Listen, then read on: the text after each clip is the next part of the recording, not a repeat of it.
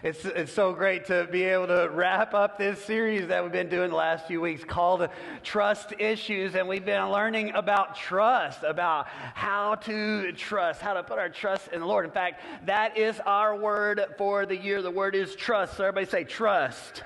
Trust. We're learning how to trust. And here's the thing. It's hard sometimes to trust, right? Because we all do have trust issues for many, many different reasons. And yet, here's what we know is that God can be trusted. In fact, that's kind of been our bottom line of the series, that you will be tested. There will be moments when you're tested. There will be times when your patience is tested and your trust is tested. There'll be times when you go through temptations and trials and hurts and doubts and all of those things. But in all of the tests, here's what we have learned is we have learned that God can be trusted. In fact, everybody just nudge your neighbor and tell them, come on, you can trust God.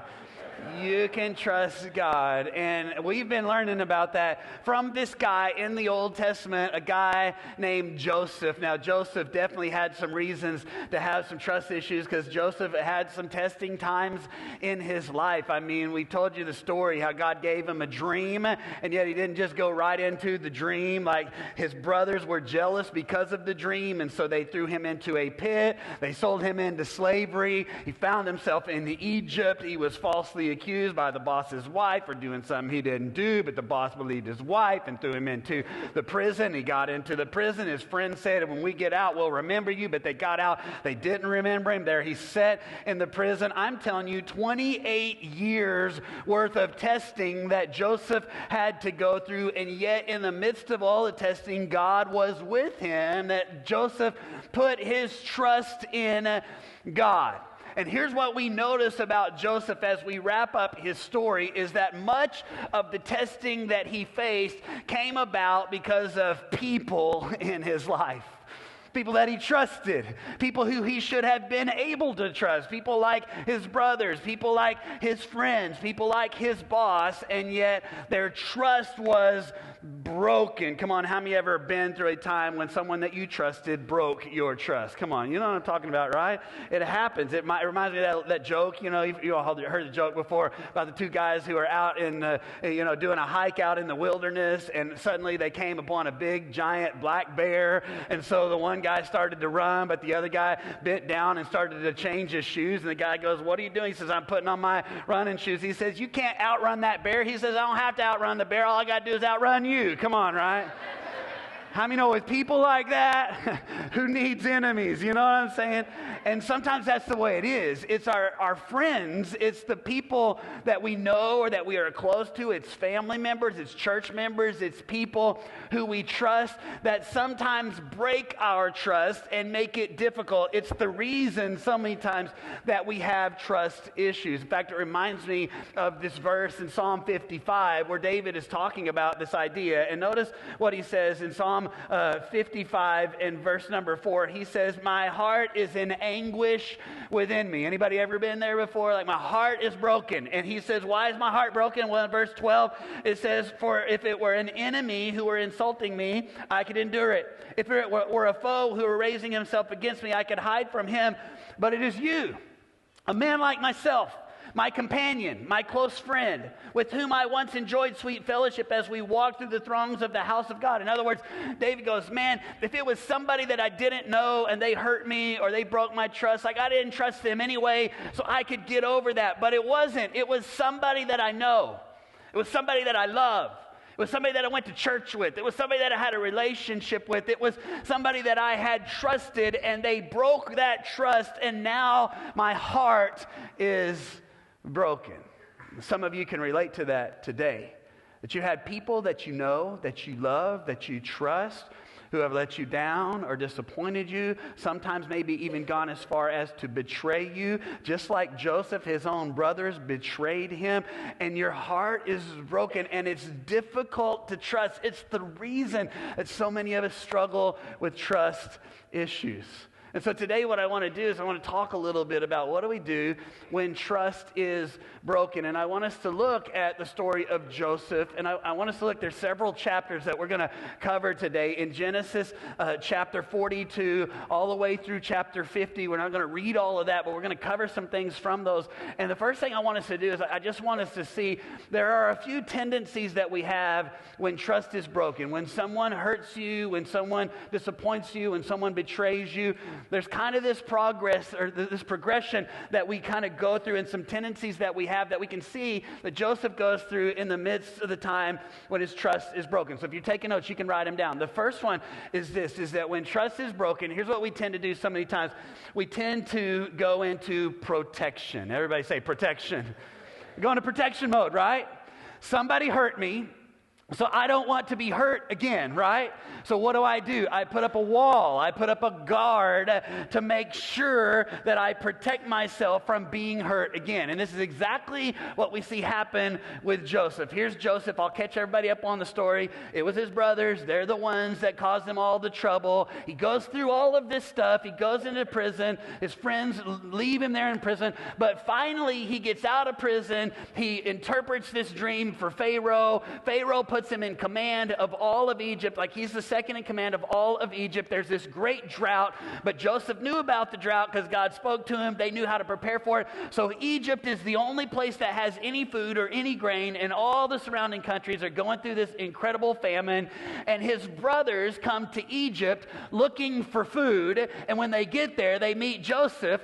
They don't know that it's Joseph. Joseph knows that it's them, but they don't know that it's him. And all of a sudden, after all of these years and all this stuff that Joseph has gone through, he is once again confronted by this pain of these are his brothers. They are the ones who betrayed him and sold him into slavery. And look what happens in verse number 7 of Genesis 42. Now Joseph was the governor of the land and the person who sold grain to all its people. So when Joseph's brothers arrived, they bowed down to him with their faces to the ground.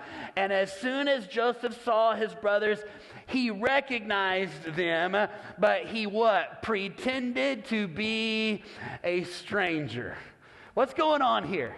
I'll tell you what's going on here is that Joseph is going into protection mode.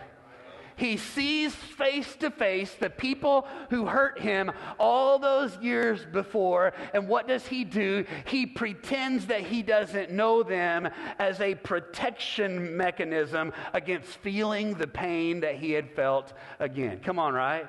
And how many know, isn't this what we want to do sometimes?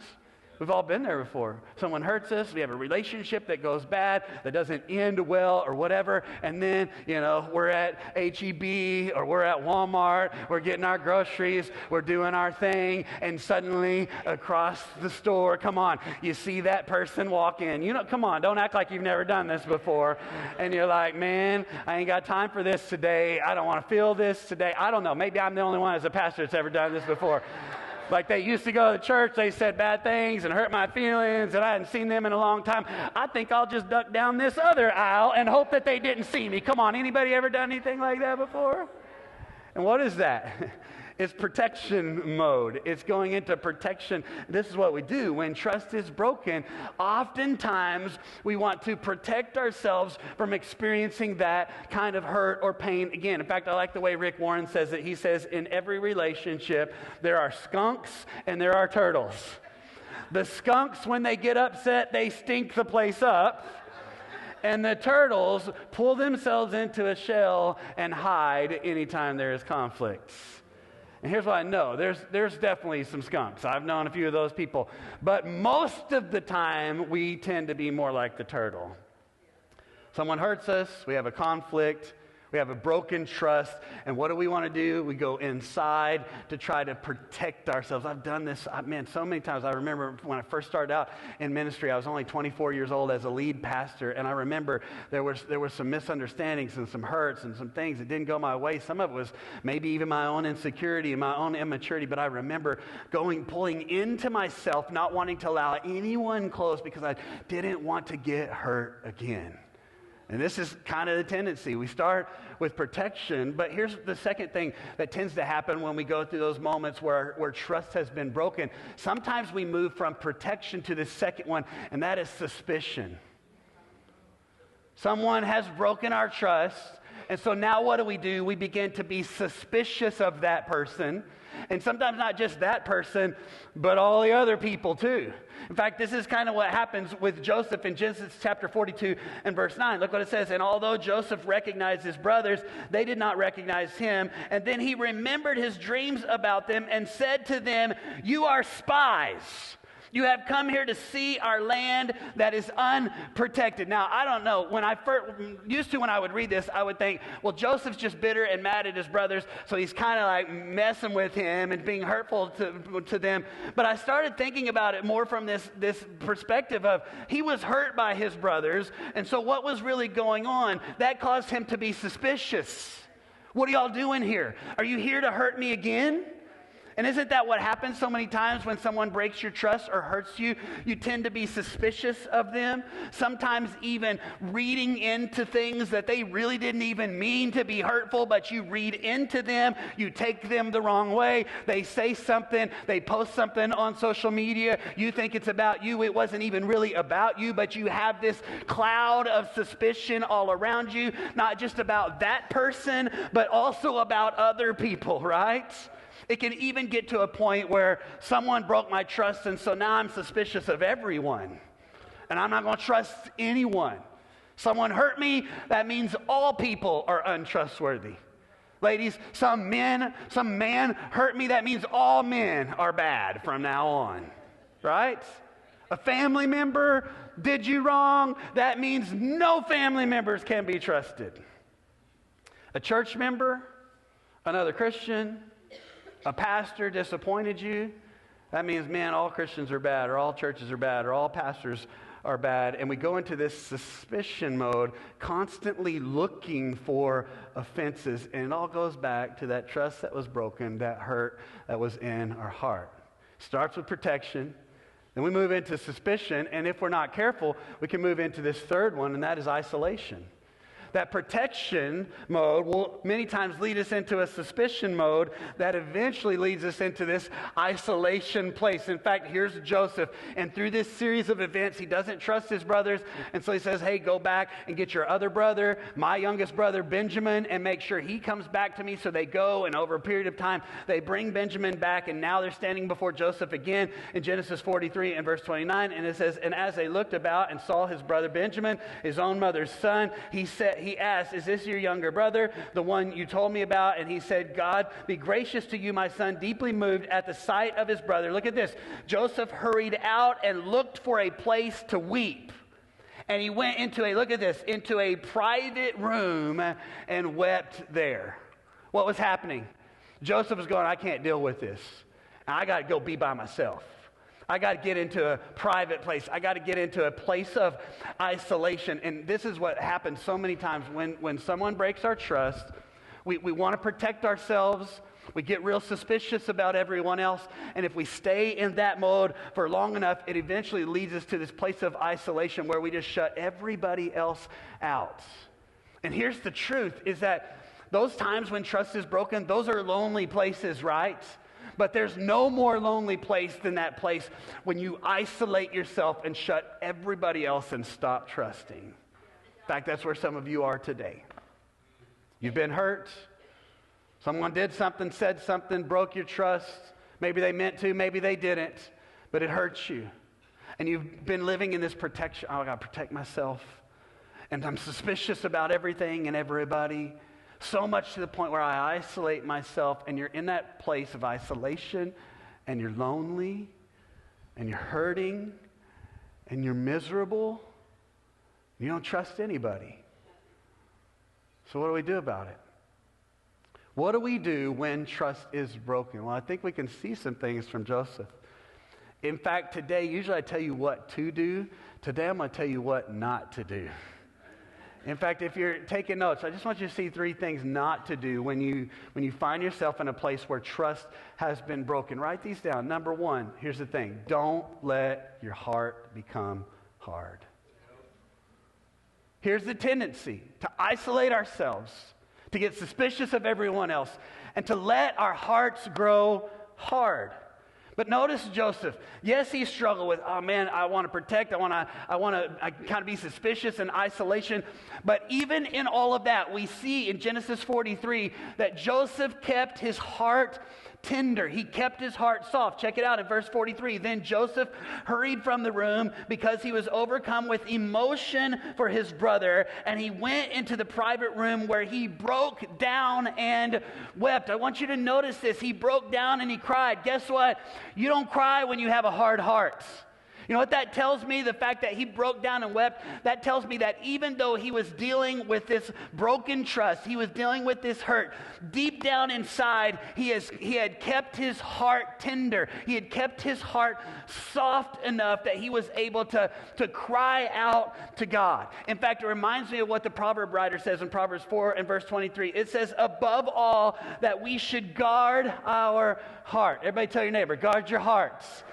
Guard your heart. What does that mean? Does that mean keep it close? No. The Message translation of this or paraphrase of this says that we should keep vigilant watch over our hearts. So it's like a gardener keeping a garden. That the Bible says that we have to guard our hearts. We have to keep our hearts, to keep them soft and tender. Don't allow the hurt that happens in your life to cause you to become bitter or to cause your heart to become hardened.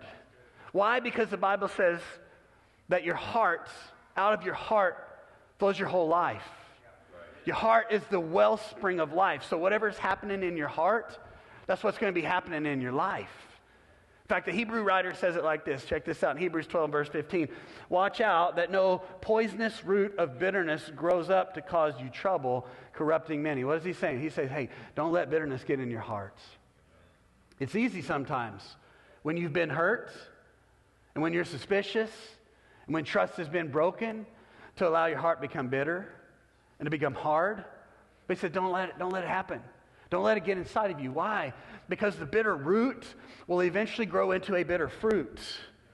The things that are in your heart are going to come out in your life. The things that are in the well are what's going to come out in the water, right? And so what do? You have to guard, you have to keep your heart. You got to make sure that even in the times, even in the times when you are hurt, even in the times when people have done things and said things, and it will happen. I'm just telling you, there will be moments when trust is broken. But even in those moments, you have to make sure you're keeping your heart soft. That you're guarding the soil of your heart and not allowing bitter roots to turn into bitter fruits, because it doesn't just corrupt you. It says it corrupts many. It's not just you. Come on, if your heart gets bitter, you know what's going to happen? It's going to corrupt your family. It's going to corrupt your marriage. It's going to corrupt your church, your life group, your friends, your work. Everywhere that you go, there's going to be a poison that's coming out of you that's going to poison others because you allowed your heart to get bitter. So don't let your heart grow hard. So what do? How do you make sure your heart stays soft? You bring it to God.